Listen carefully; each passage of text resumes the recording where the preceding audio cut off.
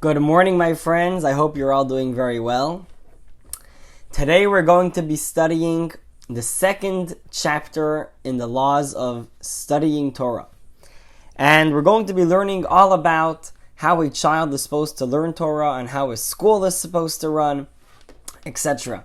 So it's a very interesting laws. Join along. The Laws of Studying Torah, chapter number 2.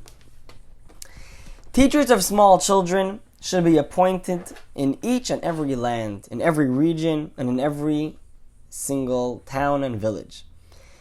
And if there's a town that doesn't have a place for children to study Torah, that's a very terrible thing. And the Rambam tells us that we have to make sure that there should always be a school for children to study. And if they don't have a place to study, if there's no place to study Torah in this town, then a person should not live there, and we should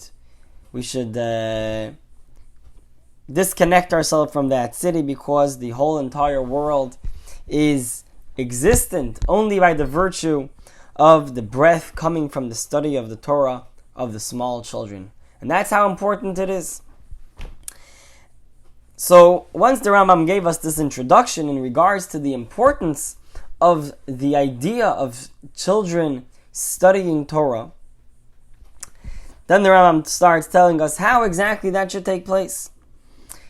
So he starts off by telling us that a child should be brought to school and to start studying properly at the age of 6 or 7 years old, depending on the health and the build of the child.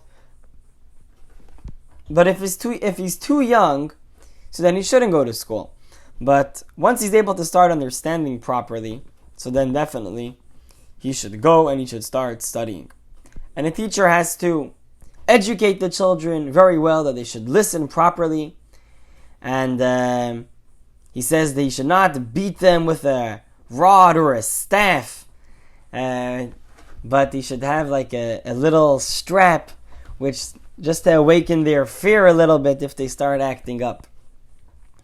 And the teacher should sit and teach them during the day and maybe a little bit at night, so they should study Torah at day and at night. And they should never have just vacation, just days of not studying, except for rather on the days of Shabbat or holidays, so that those times school is closed. But other days during the week, the kids should all be going to school, and they should all be studying. Although on Shabbat, although there is not school, but still the children should summarize and go over what they have studied.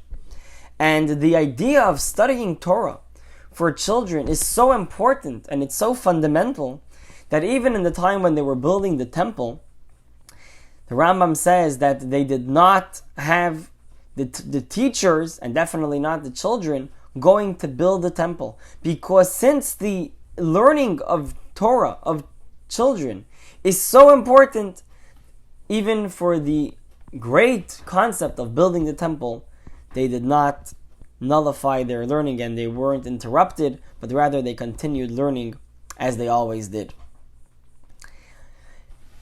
And if you have a teacher who is a teacher, but he's also busy with he has businesses on the side, and he's running in and out of class, and he's not really very dedicated properly to the teaching of the children. So then the Rambam says that the verse in Jeremiah where it says, "Cursed be he who performs God's work deceitfully." So that is going to not be a good thing if a person who is a teacher and is supposed to be teaching his pupils and supposed to be teaching his students properly, and instead that teacher is doing other things. So that's a very negative thing.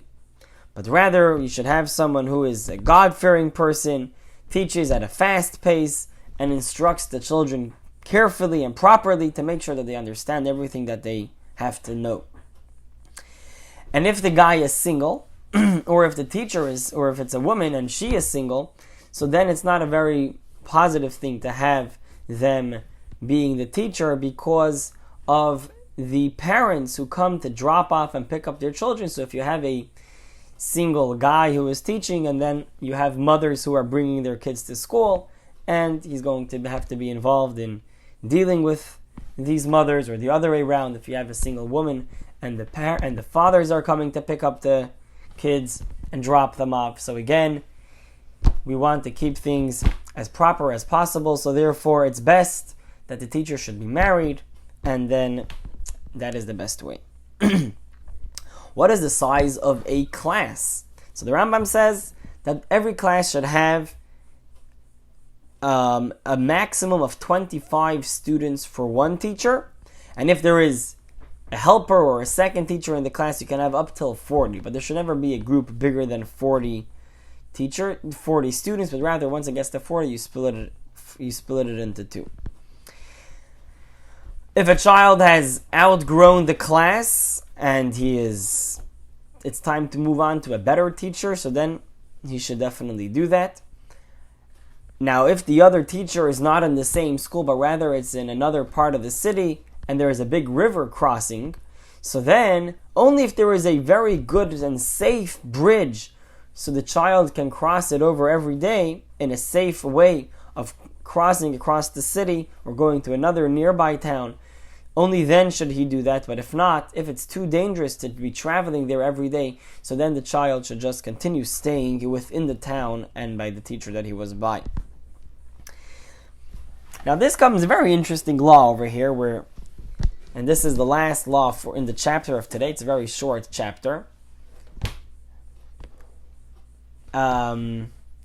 He says as follows, that if you have a person who lives in a neighborhood or in a community, and he wants to have children teaching under his guidance, he wants to open up a small school.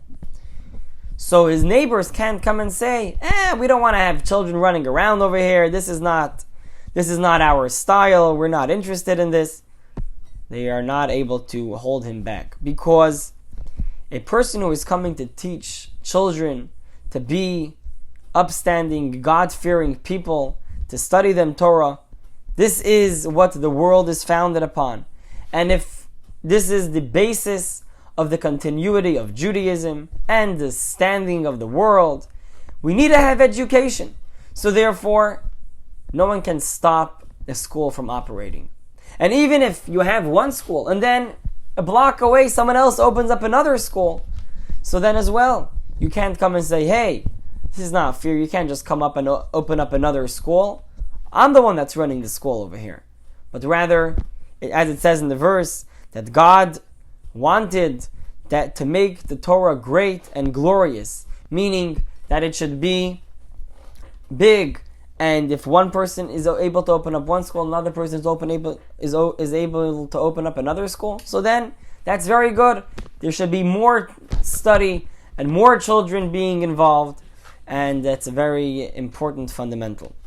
Now I see there's a comment that came in over here where mentioning that it's not fair that a single person or widow or widower should not be allowed to teach. So it's a good comment, and I think this, first of all, I don't think this applies to a widow or a widower.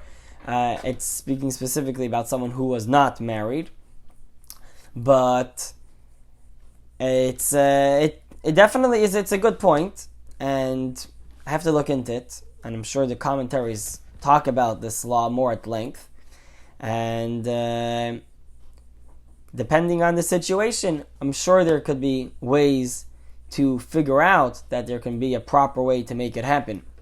In other words, but in a regular setup where the teacher has to interact with the parents, so then that will be problematic. But it's very possible that if there is a form, I grew up and I had single teachers, and in other words, there definitely is a space for it. And although the Rambam does say that a single person, it's better that they should not be a teacher, but there definitely is space, and I'm sure in the commentaries they discuss this, and maybe tomorrow I can expand a little bit more at length on this idea. But that's the Rambam gives the general, and then in the detail there is more space and more explanation on how exactly that could work. But that is today's chapter, short and sweet. And we will continue tomorrow, God willing. All the best.